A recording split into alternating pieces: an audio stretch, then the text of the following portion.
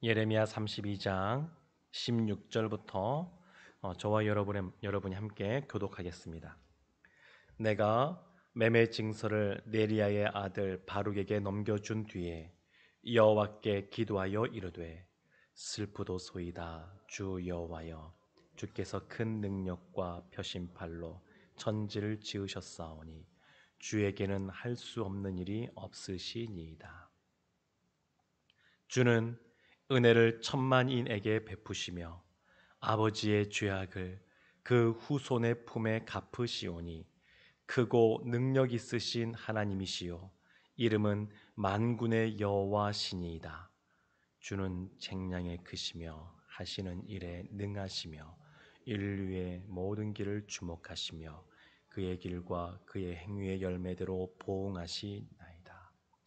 주께서 애굽 땅에서 표적과 기사를 행하셨고 오늘까지도 이스라엘과 인류 가운데 그와 같이 행하사 주의 이름을 오늘과 같이 되게 하셨나이다. 주께서 표적과 기사와 강한 손과 표심팔로 큰 두려움으로 주의 백성 이스라엘을 애굽 땅에서 인도하여 내시고 그들에게 주시기로 그 조상들에게 맹세하신 바 젖과 꿀이 흐르는 땅을 그들에게 주셨으므로 그들이 들어가서 이를 차지하였거늘 주의 목소리를 순종하지 아니하며 주의 율법에서 행하지 아니하며 무릇 주께서 행하라 명령하신 일을 행하지 아니하였으므로 주께서 이 모든 재앙을 그들에게 내리셨나이다. 보옵소서, 이 성을 빼앗으려고 만든 참호가 이 성에 이르렀고 칼과 기근과 전염병으로 말미암아 이 성이 이를 치는 갈대아인의 손에 넘긴 바 되었으니 주의 말씀대로 되었음을 주께서 보시나이다. 주 여호와여, 주께서 내게 은으로 밭을 사며 증인을 세우라 하셨으나 이 성은 갈대아인의 손에 넘기신 바 되었나이다.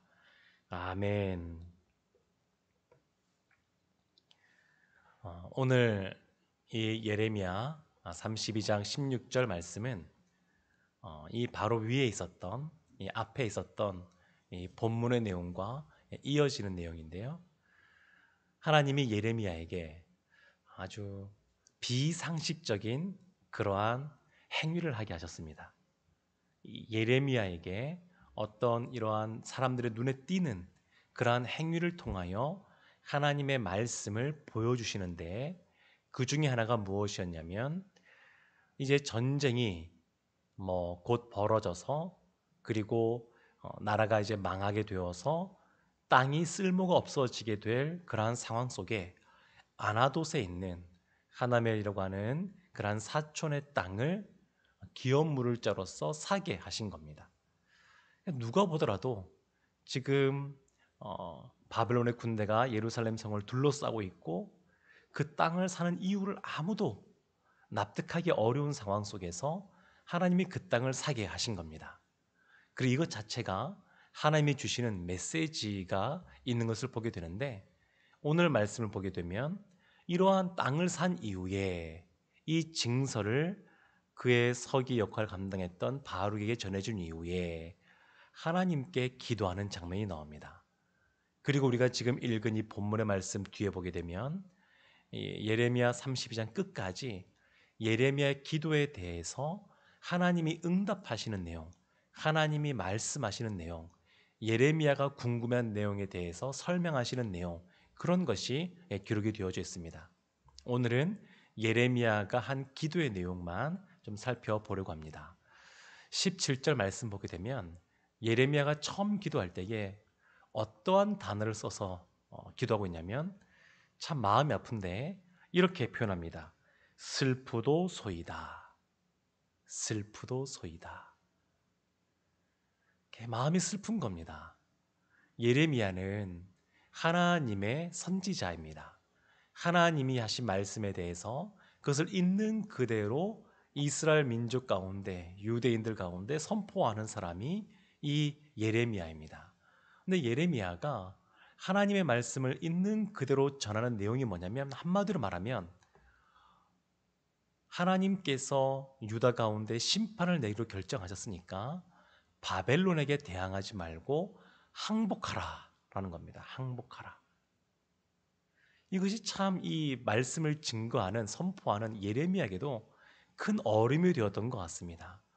그래서 그 당시에 유대인들은 예레미야를 매국노처럼 대하기도 했었고, 그리고 역사적으로 보게 되면 나중에 바벨론에 의해서 나라가 망하게 된 이후에 바벨론 적국이지 않습니까?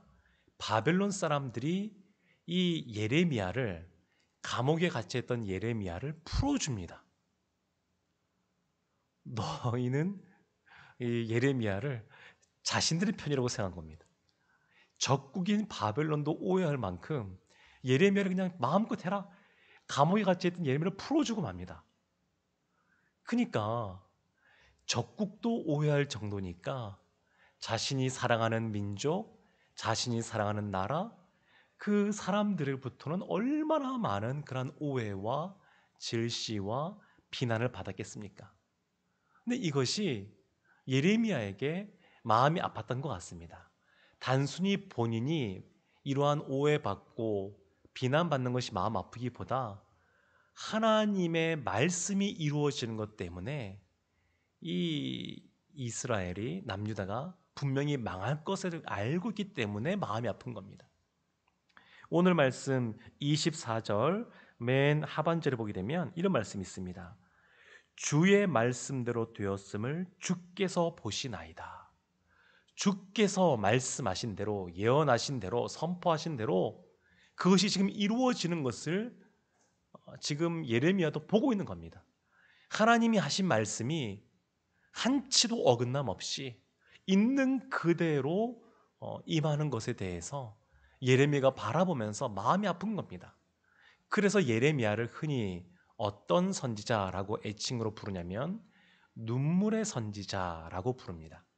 이것은 예레미야 1장부터 이 예레미야는 그 눈에 눈물이 마를 날이 없을 만큼 그렇게 많이 이 민족을 생각하면서 이 나라를 생각하면서 울었던 사람입니다. 예레미야 4장 19절에 이런 말씀이 있습니다. 슬프고 아프다. 내 마음속이 아프고 내 마음이 답답하여 잠잠할 수 없으니 이는 나의 심령이 나팔 소리와 전쟁의 경보를 들음이로다. 하나님이 행하실 일을 미리 듣고 바라보니까 마음이 이렇게 슬픈 겁니다. 답답한 겁니다. 아픈 겁니다. 예레미야 8장 18절은 이렇게 말씀하고 있습니다. 슬프다 나의 근심이여 어떻게 위로를 받을 수 있을까? 내 마음이 병들었도다. 하나님의 일을 담당하는 사람인데 그 내용이 무시무시하니까 마음이 슬픈 겁니다. 슬픕니다. 예레미야 9장 1절엔 이런 말씀도 기록되고 있습니다. 어찌하여 내 머리는 물이 되고 내 눈은 눈물 근원이 됐고 죽임을 당한 딸 내 백성을 위하여 주야로 울리로다. 그러니까 이 예레미야는 하나님의 말씀을 선포하면서 아주 긍휼한 마음이 있는 겁니다. 요나 선지자는 니느웨에 가서 40일이 지나면 무너지리라 이런 말씀을 선포했는데 요나 선지자, 그 당시에 요나 선지자의 마음은 니느웨가 회개하지 않았으면, 그래서 진짜 니느웨가 망했으면, 그런 마음이 그 마음속에 있었습니다. 자신의 민족이 아니라 우리나라, 우리 민족을 괴롭히는 적국 니느웨였으니까 그런 마음 가지고 그냥 전했기 때문에 어떤 면에서는 이와 같은 마음은 아니어서 어떤 면에서는 편할 수도 있었습니다. 근데 예레미야는 본인이 나고 자라고 나의 사랑하는 사람들이 있고, 근데 이곳이 하나님 앞에 범죄하여서 결국 심판을 받게 된다고 하는 말씀을 전하는데 본인도 마음이 썩 편하지 않는 것을 볼 수 있습니다. 그러면서 이 예레미야가 슬프도소이다라고 한 이후에 기도하는 내용을 보게 되면 첫 번째 기도는 뭐냐면 온 우주 만물을 창조하신 하나님을 높여드리고 하나님의 전능하심에 대해서 그것을 인정하며 하나님의 위대하심을 높여드리는 그러한 기도가 나오게 됩니다. 하나님이 어떤 분이신지 너무너무 잘 알고 있습니다. 그래서 17절 중간에 보면 천지를 지으셨사오니 주에게는 할 수 없는 일이 없으시니이다. 주께서는 모든 일을 다 할 수 있다는 것입니다. 하나님은 전능하신 분이라는 것을, 창조하신 분이라는 것을 너무너무 잘 알고 있습니다. 그래서 그것을 인정하지 않을 수 없기에 또 그것을 인정합니다. 그래서 더 슬픈 겁니다.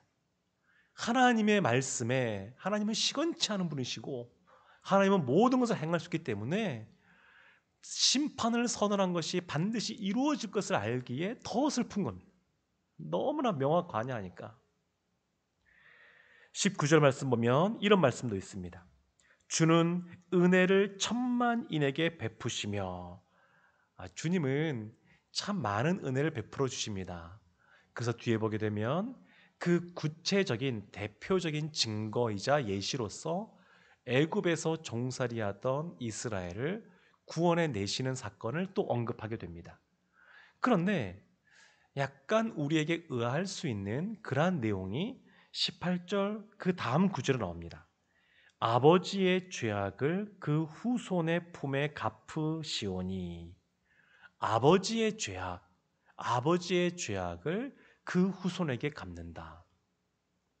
언뜻 생각하면 아버지가 잘못했을 때에 그 아들이, 그 손주가 아무런 잘못도 없는데 심판을 받는 것처럼 이해할 수 있는데 그건 오해입니다. 오해. 예레미야 32장 18절에 이런 말씀이 있습니다. 그 다음에 출애굽기 20장 5절 6절 이런 말씀이 있습니다. 그것들에게 절하지 말며 그것들을 섬기지 말라. 나 내 하나님 여호와는 질투하는 하나님인즉 나를 미워하는 자의 죄를 갚되 아버지로부터 아들에게로 3, 4대까지 이르게 하거니와 나를 사랑하고 내 계명을 지키는 자에게는 1000대까지 은혜를 베푸느니라.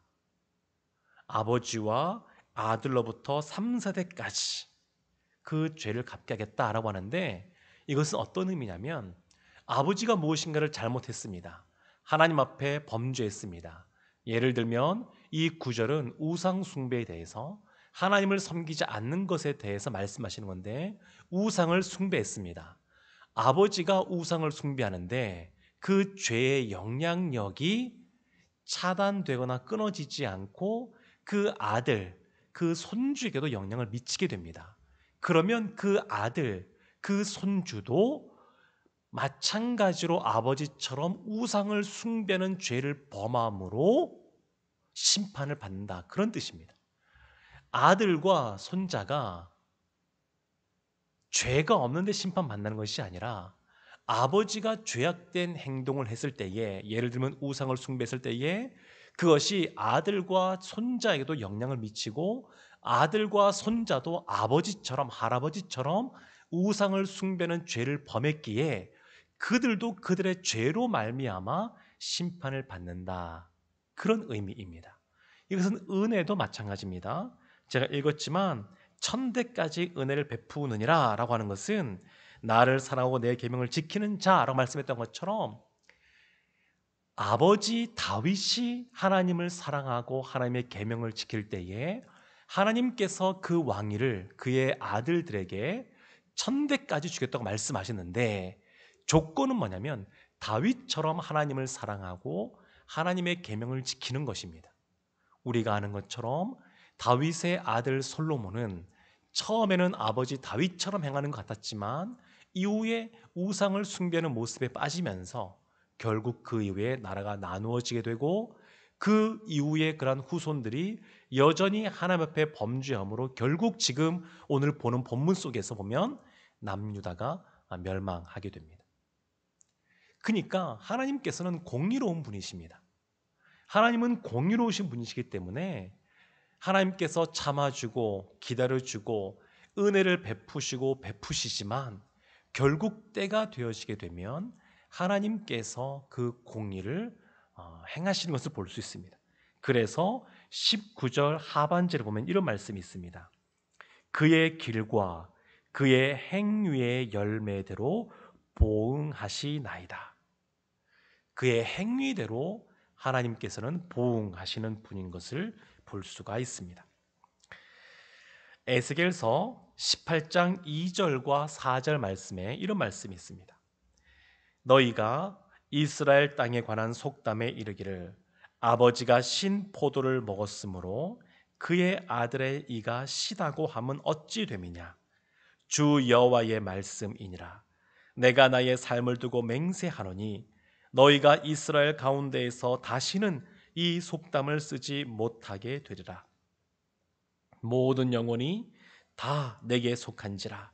아버지의 영혼이 내게 속함같이 그의 아들의 영혼도 내게 속하였나니 범죄하는 그 영혼은 죽으리라.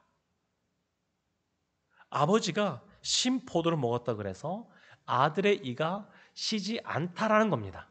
그 속담, 아들의 이가 시다라고 하는 그 속담이 이제 이루어지지 않고 그 사람이 심판받는 것은 그 사람의 범죄함 때문에, 그 사람이 잘못했기 때문에 그렇다는 겁니다. 한때 우리 한국 교회에 어떤 말이 좀 돌았었냐면 가게에 흐르는 저주를 끊으라, 이런 말이 한때 또 많이 퍼진 적이 있었습니다. 그러니까 조상부터 지금까지 이어지는 그러한 그 가문에 저주가 있다는 겁니다. 그것을 끊어내야 이제 그 다음부터는 하나님의 축복을 가운데 삶을 살 수 있다라고 말하는데, 그렇지 않다라고 하나님께서 말씀하고 있는 겁니다. 그렇지 않습니다. 그렇지 않습니다.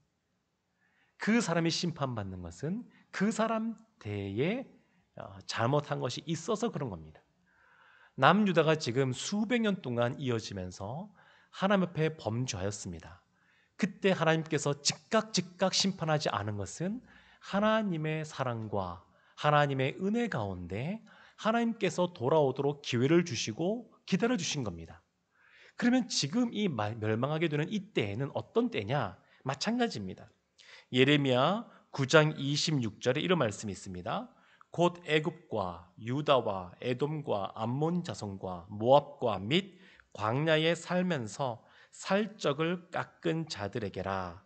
무릇 모든 민족은 할례를 받지 못하였고 이스라엘은 마음에 할례를 받지 못하였느니라 하셨느니라. 이스라엘이 지금 심판을 받는데 왜 받느냐? 다른 이방인들은 할례를 받지 못하였지만 너희는 몸으로는 할례를 행했지만, 행위로는 행했지만 마음의 할례를 받지 못했다고. 마음의 할례. 하나님이 진짜 원하시는 그것을 잊어버리고 겉에 행동만 그렇게 했다고.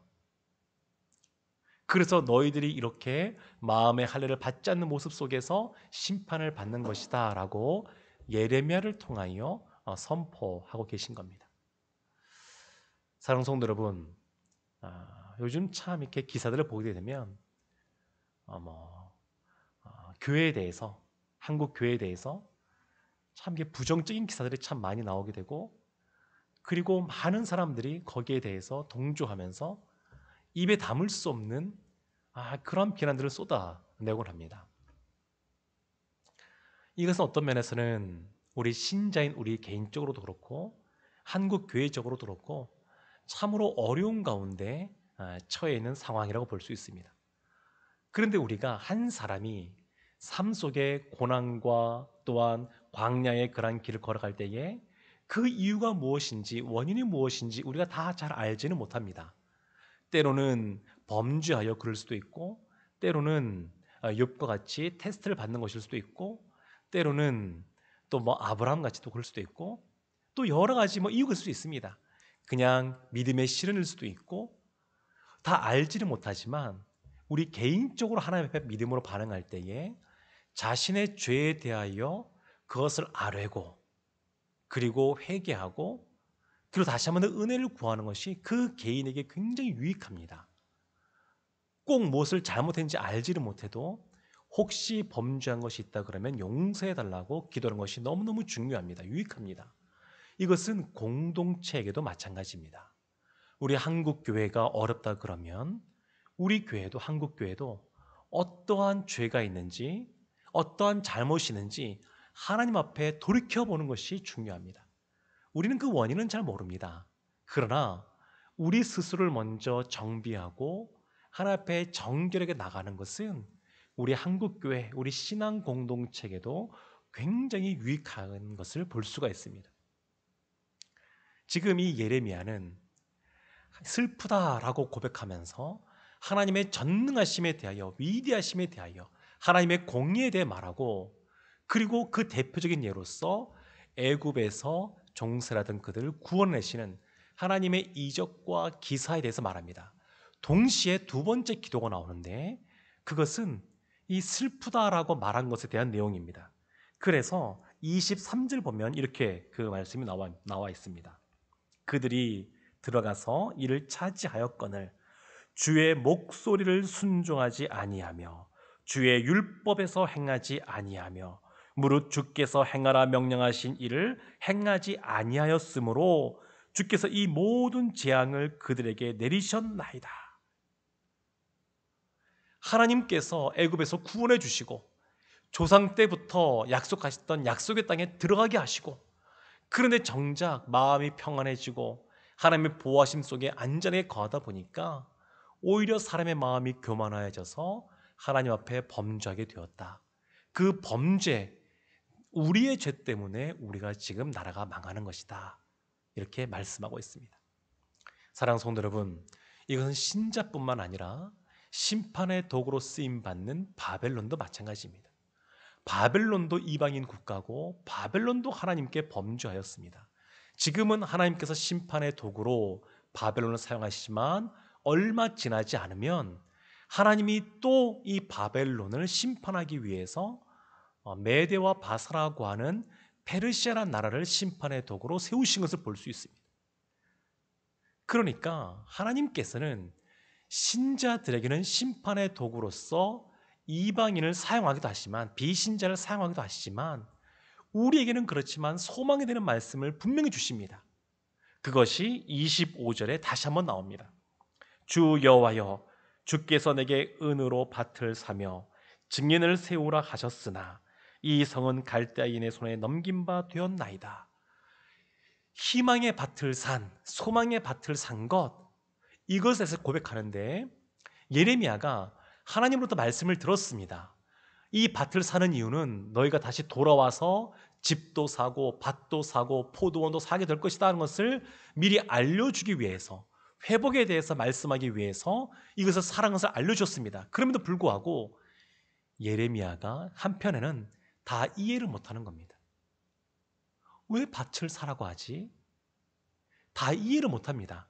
하나님의 말씀이 있으니까 순종해서 그대로 행하지만 완전히 본인이 이해를 못합니다. 하나님 말씀에 대해서. 그래서 지금 마지막 기도에 그것을 다시 언급하면서 하나님, 제가 다 이해를 못하겠습니다, 이렇게 고백하는 겁니다. 그래서 이 뒤에 나오는 본문을 보면 하나님께서 이것이 무엇인지에 대하여 다시 쭉 설명을 해주십니다. 이것이 32장 끝까지 하나님께서 설명하시는 내용입니다.